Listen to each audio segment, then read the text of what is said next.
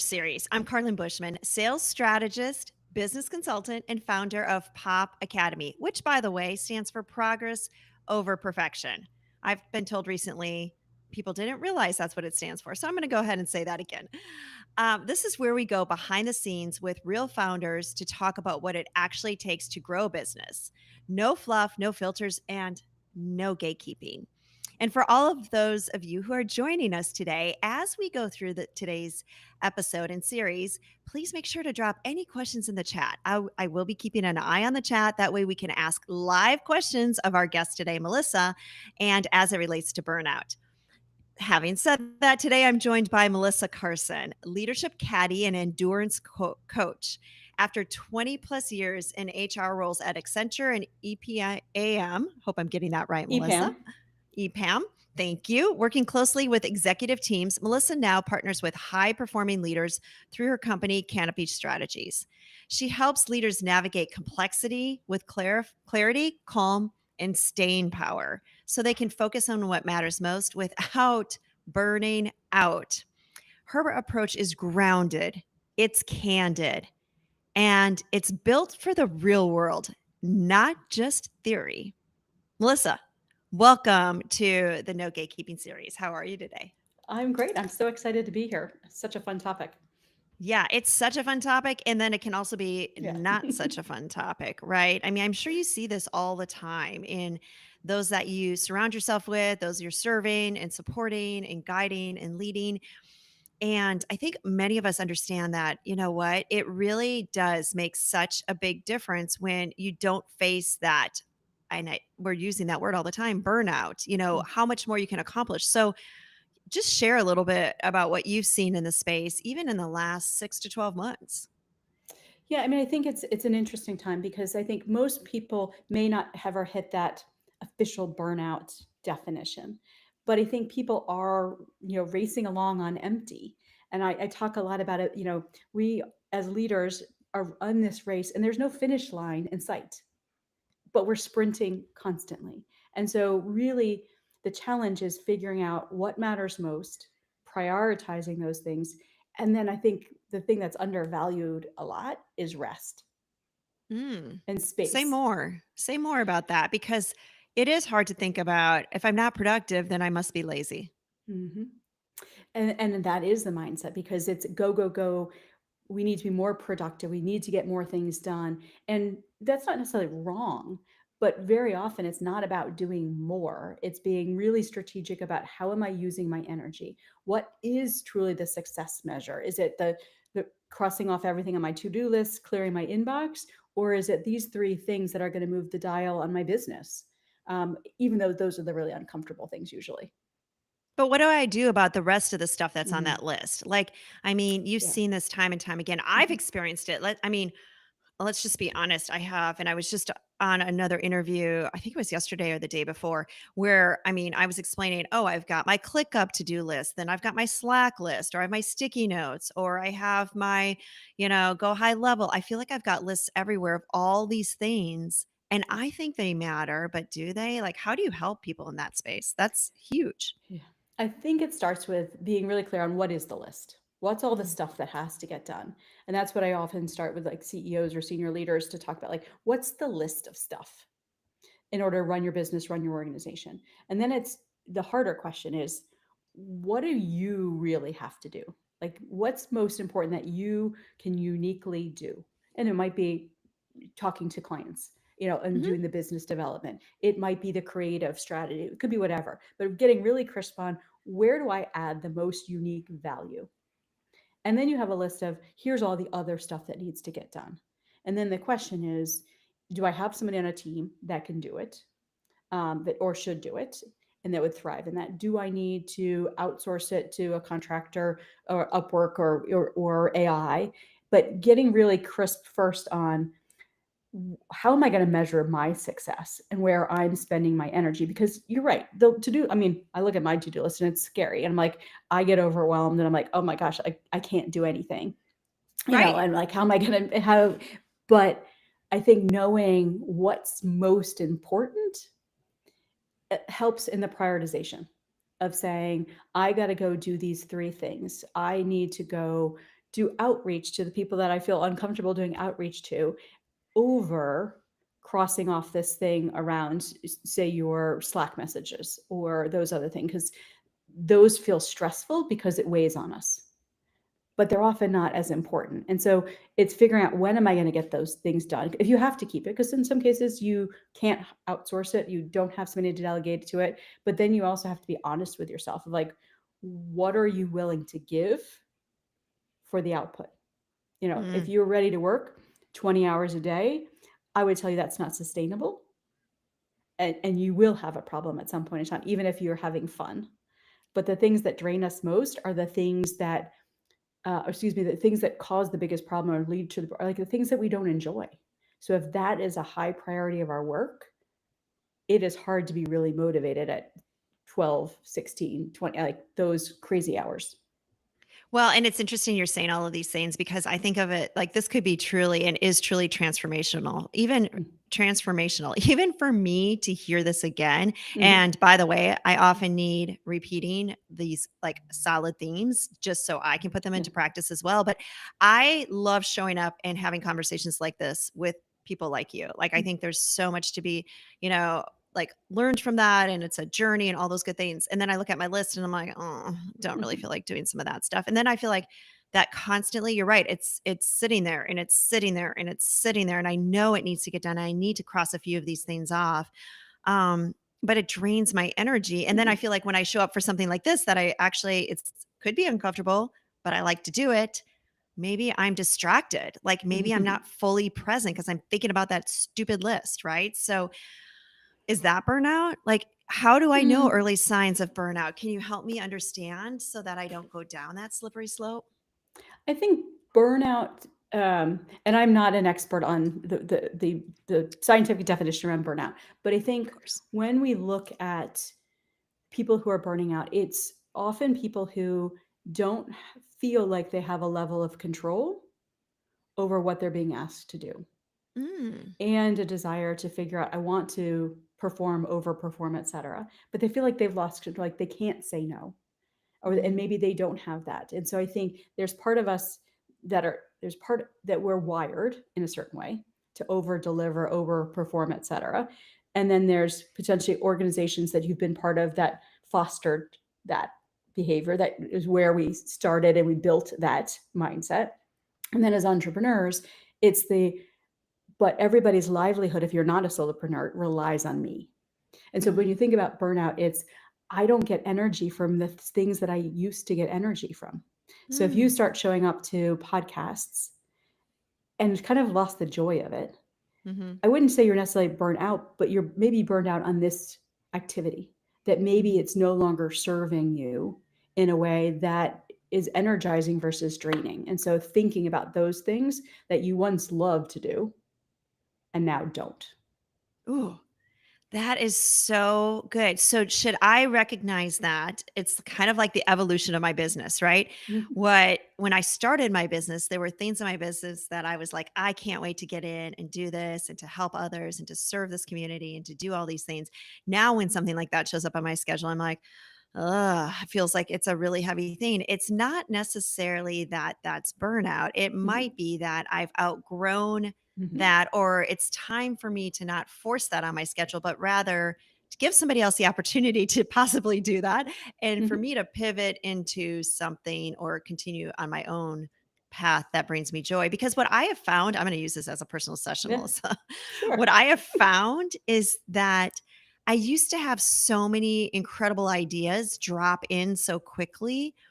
And lately, Mm. I feel like that's been a little bit harder. Now, I had one recent drop in that I'm really excited about, but it's been a while since I feel like I've just been doing a rinse and repeat model. So, is that burnout or is that Mm. what? I think that is, you're not, my diagnosis, you don't have enough space to think.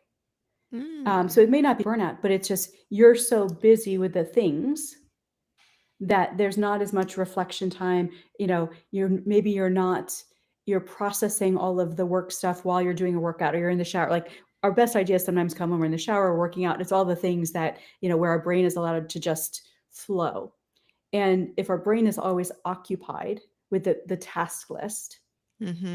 and if we can't just let that be quiet, Mm-hmm. then it's going to be harder and to get those ideas to drop in. So it's figuring out where are the spaces that it's most likely to happen. Is it, sometimes for me, it's I need to go to a coffee shop that I haven't been to, and there's ambient music and there's coffee and a different vibe. And you're like, okay, this is where some creative ideas or different people I can spend time with and be like, oh, that's good. Or just, hey, I need to go for a hike. So I think when that's happened, the good ideas aren't there, I would kind of check, am I actually making time and space to think or That read feels or it feels plan? like a guilty pleasure, but you're saying that's Mhm. really not. It's not. It's funny. I had this conversation with a client. I'm doing we do informal leadership discussions. And we ended up talking about, uh, actually, the conversation started on confidence, was where the theme was supposed to be. And we ended up on this path around rest. Oh, 'cause somebody was saying they were working extraordinary hours. And I had a line in a presentation last night, rest is not weakness, it's a strategy. And it is the competitive advantage that most leaders don't take advantage of. Oh, wait, say that again because that's really, really important for us to all hear. So, rest is not a weakness, it's a strategy. And it's the competitive advantage that most leaders don't take advantage of. Can you expand on that? Mhm. Because when we are go, go, go, go, go, and we can do it for a period of time. But there's a point in time. So if you think about this marathon, Mhm. you can sprint for part of it. But if you start the sprint at mile 1, you're not going to be feeling really good by 12, 13, 20, 25. And so we need to have this right pacing in it, and have the rest that's there. And so, similar to what you said earlier, is the to-do list is super long. We think we're measured on what we get done. And when we rest and we think and we plan and we strategize and we have that space, we are clearer. Are we going in the right direction? What's it going to take to get there? Do I need to change directions? And if we don't rest and have that time for our brain or our bodies and our minds to take a break, we don't see the things that are probably pretty obvious. And And then so I think the how people who do have that advantage. so you know me and you know me well enough to know this would be another question I would have on the heels of this. So let's say practicing this, which would be really important. And I have a very, very close colleague and friend who said to me one time, "We're human beings, not human doers." Right. Mhm. So there's that to remember. But given that, do you then encourage your clients who you work with? And I know you work with some really senior clients. I know you work with Mhm. solopreneurs. I know burnout is a conversation. You talked about confidence, right? It's Yeah. funny how the conversation Mhm. starts with confidence and then it weaves its way to something else potentially or in addition to. Yeah. Do you have like some way for us to take what sits up here or possibly in here and then put it out on paper or Mhm. like is there something that you use that's helpful? Yeah, I modified a tool that a friend had used, but it really starts with, what does success look like? Because I think there are definitions of success that are obvious that we get tied to. I want to make this kind of revenue or have this number of clients, but we don't actually think about, what is my personal success that blends personal, professional? How do I look at that? And then I ask people to look at, okay, so if that happens, what's the outcome? And then, what needs to be true for those things to, how am I going to feel? How am I going to, back to, how am I going to feel? Who am I going to be? What do I need to actually do? And that's usually the easiest part of making the list of what do I need to do.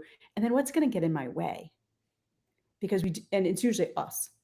How am I going to get in my way about this Mhm. success measure? So if I have a success measure of, I need to build a new community in Mhm. my new local area, what's going to get in the way is, I would much rather sit in my house Mhm. comfortable, and versus doing that outreach or going to something that's not going to feel comfortable until it does.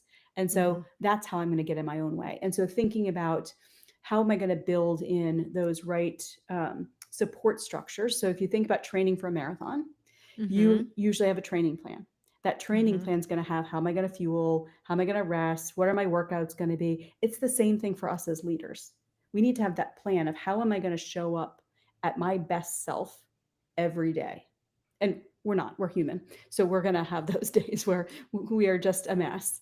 But if we start with intention, and then we can get the clarity on what's it going to take, that's going to start us on the right track. Well, and we had somebody put a message in the chat just now. Reminder is we are not creating oxygen. Rest is okay, Mm-hmm. which is really, really good. So I really can appreciate that as well. I want to circle back to what you keep tying everything back to is in order to push away or push off, or I'm not sure, recognize and not go into the burnout Mm-hmm. mode, which is so easy. Like I literally was on a call again, another call yesterday or the day before, where this woman said, I have not been through burnout just once this year, but I've already Mm. been through it twice this Oh, wow. year. Yeah. What do you say to that? Like I didn't even know how to respond. Yeah, it's definitely a curiosity of like, what's been the trigger? Like, some of it, was it just situational, of just a variety of bad things happened, like that led to, hey, I Mhm. need to overwork, I need to overfunction. You know, is it something with the family that led to that? But then I would be curious around, so what are the contributing factors, that I think it was, you said it was a she, that she had to it, and what are the things that she's tried that didn't work? Because I think if it's happened twice, Mhm. either a lot of bad stuff in her life, it Mhm. just piling up, or hasn't figured out what's that right rhythm, like what is sustainable, Mhm. where do I need to start saying no or not right now? And as women, we often struggle with that because we want Mhm. to be able to do it all. Mhm. But the question is, how am I going to use my peak energy? How am I going to Mm. add the most value? And that might not be doing it all right now. And so there's lots of things, there's shiny objects, things that I want to do, and um, the impact that you want to make. And it's being like, okay, I don't think I can do that all right now. So Mhm. are these external influences that are driving it, or are they internal pressures that she's putting on herself? Do you help people with that? Because I think that's hard. And I know, like, I know some of this goes into the therapy side, Yeah. or some of this goes into, different, Yeah. areas of Yeah. professionals, but from a endurance Yeah. leadership coach, which I think is really, really important because like you keep referencing, we're not here to just make this a sprint necessarily, but this is really a marathon based concept Yeah. and well-being. Do you help people with that? Identify it and then navigate it, or say more? Yeah, I mean, I think, yeah, for the average person, not the person who's sort of at that medical situation that Of course. they've got it is about what's going on. Let's figure out, where aren't you saying yes? Or excuse me, where aren't you saying no? What's feeling really heavy? What part of, and here's the big thing, what part of it do you actually control? Mm, Because in some cases we worry about and we add things to our list that we have no control over. So we can't control what's going to happen to tariffs. We can't mhm, control what's going to happen to supply chain. It's going to stress us out, and we need to plan for it, but we don't control that.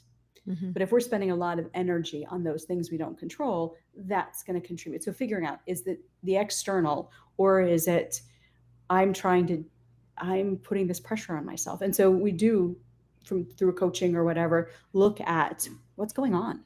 Like, mhm, why are you putting yourself, and I don't want to say that in a negative way because it's not a judgment, but mhm, what's driving you to that point? And if it is that this person needs therapy because there's some trauma that's mhm, going on, or other things, then that's my job to sort of say, hey, I can help you on this part of how do you mhm. drive forward, but you've got some other things that physically or mentally you need to also address, because it's going to continue to weigh you down if you aren't able to. Yeah, that's very interesting. So, and I feel like I've had an aha moment. I feel like I can take all my lists right now, and I should probably write it all down on one piece of paper, everything from everywhere, and then just say no, no, no, no, not now, not now. Like, or yes, or highlight, or somehow have a system Mm. where I can just go through everything. But Mhm. that almost feels overwhelming, to be honest, as I'm saying this to you. My shortcut, and I don't know that it would actually work, but the thing that popped into my mind as you said it is I would open up Claude or Chat GPT to the Mm, voice thing and mm-hmm. run down the list of here's all the things that I need to do in my day-to-day job or right now. And for me to be successful, I think these are the three most important things. And see what the AI says around, okay, if I wanted to have it prioritized in three lists, how would I do it? Oh, I love that idea. I love that. I'm not going to take up another 30 or 40 minutes like going and find and writing, rewriting and writing and rewriting, but rather open up my GPT, whichever Yeah. platform you choose, and then actually just like reading through my list and riffing it off, and Yeah. then just like at least start there, and then ask for categorization and then priorities, and then And I then mean schedule that'll it be. and, do all of those things. Love that idea. I'm actually going to write that down. So that is a great idea. ChatGPT list, and I'll know. Hopefully, I'll remember what that means, or I'll Yeah. watch this recording myself, which I can do. Um, so I do want to talk about. Is it like I feel like as we're going through this, we all have a history, many of us, in corporate settings or non-corporate settings, solopreneurs, running 6, 7, 8 figure businesses, whatever that looks like. And it evolves, right? This sort Mhm. of evolves. What was burnout, 10 years ago, and or just using that term, or overwhelm, Yeah. perhaps. Do you see that it's cyclical? Do you Mm. see, it's not too late for us to learn some of these things? Like, do you see that in your Yeah. clients? I'd say it's definitely not too late to learn, but I would also suggest that we're going to keep learning it because some of Mm, this is just wiring to some extent of just and it needs to be a habit, etc. Like I talk about this a lot, but I get in my own way. Like I have my own challenges, and so keep relearning, unfortunately, some of the lessons that I wish I thought I had learned really well. But just life happens, and things, sort of catalysts come in. They're like, oh, I've lost that path or that rhythm that I had before, that I was doing all the things that I knew I needed to do to be able to manage my life, feel good about it, et cetera. Like, so life happens. So we just have to be conscious of that. But I think it's never too late. And I think that things are, I mean, our world is not getting simpler. It's not getting less complex. It's not getting less uncertain. I mean, it's kind of chaos. It's a little bit of a shit show, noisy. uh, and So noisy. noisy. And so I think we have to be realistic that some of this is happening to us, and we've got to put the bubble wrap to some extent on it. And but look at also phases of a business. If you're just in startup mode, the things that are going to stress you out are going to look very different than when you are at the 6 or going to the 7 or going to 8, because that at that point you're also not thinking about just how do I grow this business, but it's how do I think about the people part of it, Yeah. which is adds a whole nother dynamic to the thing around how do I do this, because it's not just about me anymore. It's about these other people that I need to care about and worry about. And oh, by the way, they're different than I am, which is great, but they're different than I am. So I need to think about how I'm going to bring them along and communicate. And so I think that for some people in particular is another layer of holy cow, how do I do this well? Or I hired wrong, or I didn't fire fast enough. That's other things that contribute to people feeling that overwhelm. That's flat out stress. Like, I For mean, sure. there's times where I mean, we can go into the whole, like, and that's your background, the people management side of everything, right? And thinking about, like, you put all this time and energy into bringing somebody on board. You've, trained them, did all the things. You thought they were the perfect fit. They look great on paper. And then you're like, oh no, I already committed to them. I committed to their livelihood, which I take Yeah. that responsibility very personally. If Yeah. I've said yes to you, then I'm responsible for putting food on your table because I'm employing you, right? Like you're Hmm. part of my team. I want you to be part of, like, and for me, I treat it like a family. Like Yeah. you're part of my family. Like I really take that so seriously. And it's so hard when we Hmm. are that committed to those that we work with, right? Yeah. So there are a lot Hmm. of pressures on leaders, leaders, entrepreneurs, et cetera. Um, and it's not easy, and it's not, we don't grow up or we're not being born saying, hey, I'm going to be a great leader and it's going to be super simple. We have to think about ourselves as like the athlete. We're the training plan. How are we going to do these things well? What's it going to take? When you talk to the people part, like, okay, what do I need to know that I don't know right now? Or where do I Mm-hmm. need to work on my expectation setting, or my communication skills, or my interview skills? Maybe I've got some blind spots that I've been missing, type of thing. Do you help people with that? Mm-hmm. Yeah, that for me, that's kind of the fun part of just, a lot of what I end up talking about is, how do you make sure you have the right people on the bus and in the right seats, or and get the people off the bus to switch different buses when it's time. And Yeah. how do you get, once you've got the right people, how do you make sure you're getting the best for them every day? Because if they are a drain on your energy, you're not going to be as productive and impactful, because you're spending a lot of time coach. And I'm not saying you shouldn't coach people to be better, because we absolutely should. But when it's the wrong person, or the right person in the wrong seat, it's sapping your energy. Yeah, it truly does. Like, and I remember, and it used to be a lot easier for me when I was in corporate. Like, I'd have Mm-hmm. like a team of like somebody like you and others to just go to be like, oh my gosh, I'm pulling out my hair. Can you help me? And then, it would be great. Yeah. The people management team or HR department or Yeah. whatever it was would come and they'd help me sort through it. They'd have the conversations with me. Like, I felt it was very framed, like nice and neat. And it wasn't like, I mean, it's not fun or it's really Yeah. fun, whatever the Yeah. it is, right? Yeah. Now, as a solopreneur, right, running a business, it's like, this is all on me. Like, this is like wait, and it's Yeah. distracting if there's or there's people, Yeah. Yeah. challenges per se, or you're understaffed or you're overstaffed or Yeah. any of the above. So it feels like that is an endurance. And I want to lean Yeah. into your endurance like theme and really who you are. What is some practical way that leaders can build this endurance? Just like you said, if I'm going to run a marathon, I'm going to like Mm-hmm. probably get outside and run X amount of miles per day. Yeah. How can I do something as a daily practice as a solopreneur or a leader of my organization?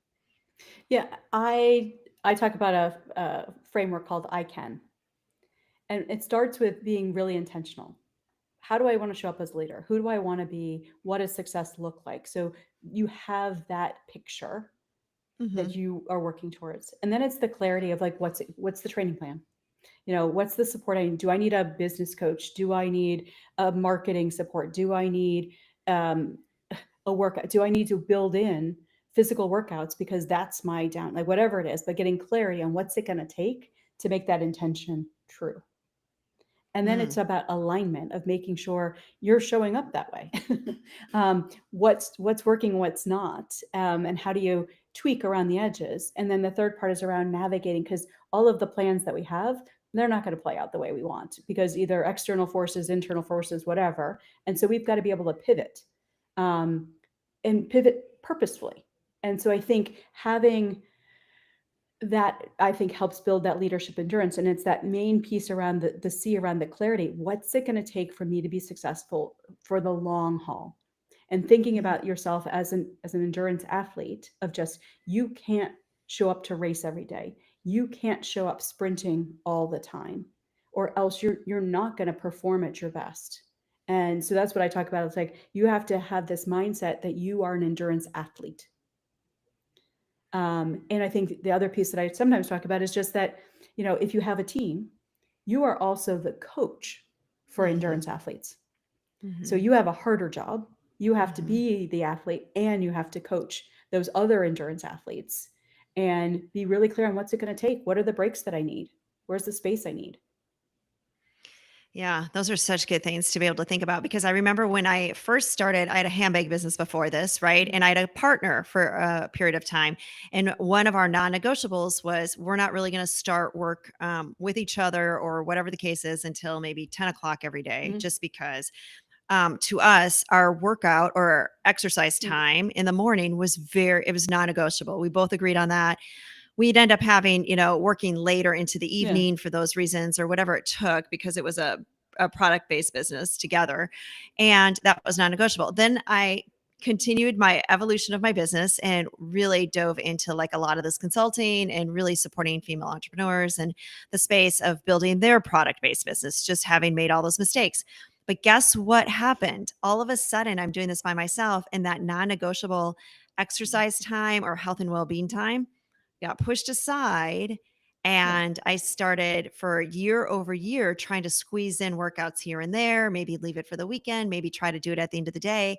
And I just kept doing it. And it felt fine because I love what I do. Hmm. But I'm like, wait a second, I really miss that. Like, I Hmm. really, really miss that. So for me, yeah, success is one thing, but I've lost that side of it that really mattered.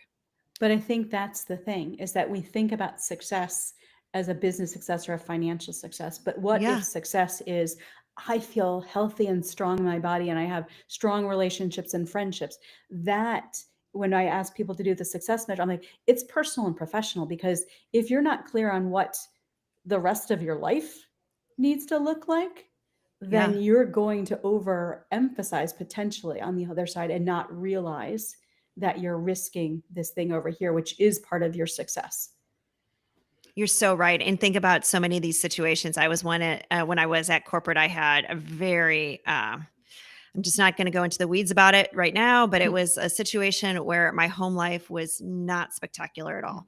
Like, not, it was horrifying. And what did I do? I overworked because Mhm. that was bringing me like joy. So I Mhm. became obsessed with my Yeah. work, and it showed up in the results, which was great, but the rest behind the scenes was Yeah. falling apart at the same time. So you make such a valid point. I think that's easy for us to like not always feel like Mhm. what that looks like, right? Because we're also looking at what's the external world say. Yeah. And where Oh, do we get, and we get our paycheck from that. So we're like, okay, our value is in yeah. this other thing. So I need to show up and I need to prioritize. And I am guilty as charged as well. So I mean, I think I'm not saying, hey, it's everybody else who does this wrong. It's like I lived it. I periodically end back up in a little bit of a valley and have to, at least I pull out much faster than Yeah. I used to, because I can see when it's happening. Because we're human. We're human. Right. Amazing. Oh, Melissa, I could keep talking about all this stuff because it really hits to the core. And that's actually what No Gatekeeping is about, is really just bringing some of this real world, not theoretical stuff to like live YouTube, right? I mean, just to have these very candid conversations. So is there anything new or exciting that, or anything our audience should know and where to find you? We'll put everything in the show notes, of course, but is there something exciting that you have coming up that would be great to share? Melissa? Oh, I think she froze on me for a minute. Okay, on that note, I'm going to go ahead and wrap up our day today. Just as a reminder, Pop Academy kicks off October 1st. If you are ready to learn proven sales, marketing, and the so needed leadership strategies with accountability, by the way, yes, there's homework, and expert support, join us inside Pop Academy, Progress Over Perfection for Product Based Businesses. The link is in the description. I just want to say this is really what No Gatekeeping is about, where you get real stories from real founders and real coaching, live coaching, um, and tools that will help founders lead with intention. I just really would encourage you to subscribe so you don't miss what's next. And we'll see you next Thursday. Join us every Thursday. We'll be here waiting to invite you into our No Gatekeeping. Have an incredible day.